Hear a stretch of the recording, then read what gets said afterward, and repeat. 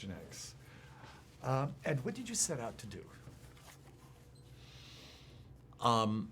I set out to make a very personal story against a very large and important historical moment. And you have a character who is a historical character, very, very varied character. How did you guys decide to approach his story? You know, I think the idea was to tell both a public story and a personal story. The idea that there was an experience of this event that was large and told through the media, that there was a story that was told among a group of people who were trying to manage the event, and then all the while there was this very secret story of Bobby Fischer's very personal experience. And the key was to try to sort of balance and interweave those elements. So, what are some of the things that made this guy tick, Bobby? He was a genius, a prodigy. He had great respect for the sport. He had extraordinary pride and ambition.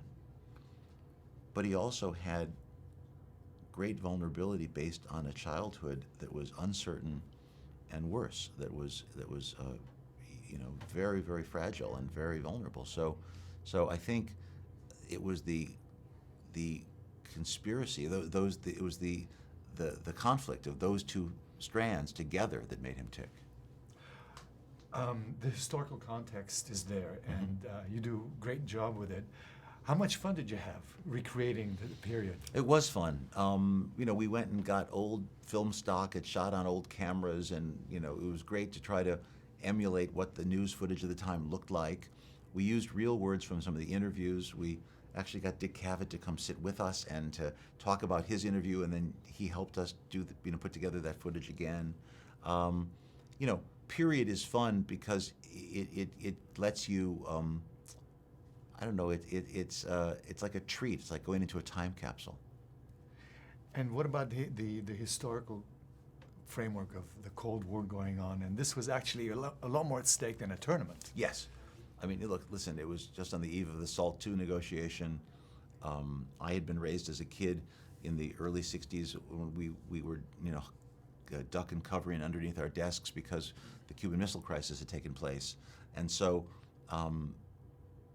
the idea that this was a time when America looked at the Soviet Union as this looming, imminent threat, and we were sending forth this young American boy from Brooklyn to go up against them. It had great drama and great resonance for some of us. Toby did a fantastic job. What sort of an actor is he? Well, I mean, you know, besides his being as gifted as he is, he's very serious about what he does. He's enormously well prepared and researched. He's very focused and very available to really talk about each scene and what you're trying to accomplish. You know, what's really interesting is how we're dealing with a sport, but it all takes place on a little board, and how you make that suspenseful. Well, it is. It's to me, it's as suspenseful as any great sporting match because you've got great athletes there. It's a lot about mental toughness, and that's what every great athlete talks about. Finally, they talk about not their gifts on the court, or their hands or their legs. They talk about their minds, and this is a battle of two minds. Was there some trying to suck each other out involved? Very much, very much. It's Bobby Fischer said that chess is the domination of one man over another. It's about the triumph of one's will.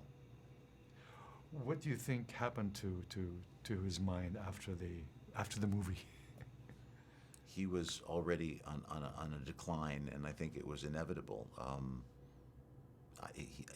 It was a day before diagnosis, but he was a paranoid delusional, I believe. Well, congratulations. Good. Thank you. Great movie. Thanks so much. Thank you very